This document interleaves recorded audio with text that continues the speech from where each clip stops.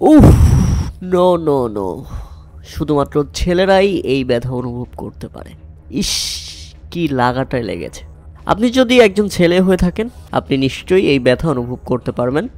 এটা যে কারো লাগুক না কেন, সেই ব্যথা আপনি ফিল করতে পারবেন, যেমনটা ফিল করেছে গ্যালারিতে থাকা এই দর্শক আর মাঠে থাকা বেন স্টোকস।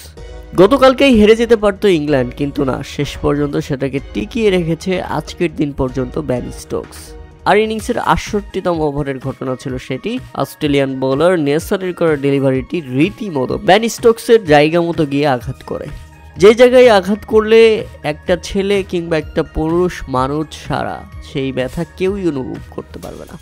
হ্যাঁ দর্শক, সাথে সাথেই মাটিতে লুটিয়ে পড়েন বেন স্টোকস এবং তার চোখে মুখেই দেখা যাচ্ছিল কতটা ব্যথা পাচ্ছেন তিনি।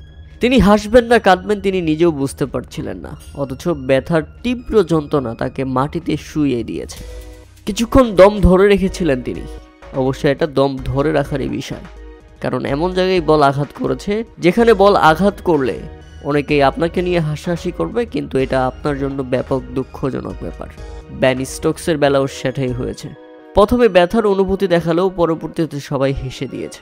প্রিয় দর্শক, আপনি একবার চিন্তা করে দেখুন, তার ব্যাপারটা নিয়ে আমরা হাসাহাসি করছি, আসলে কি এটা হাসাহাসি করার ব্যাপার? তার জন্য কতটা ব্যথাদায়ক এবং দুঃখজনক ব্যাপার এটি সে একমাত্র নিজেই বুঝতে পারে বেন স্টোকস, কারণ ব্যথাটা তিনি নিজে পেয়েছেন, আপনি আমি কিংবা দর্শকরা নয়। তবে ক্রিকেটে এই বিষয়গুলো সচরাচর ঘটে থাকে, তবে আজকের বিষয়টি বেন স্টোকসের জন্য ব্যাপক মর্মান্তিক ছিল।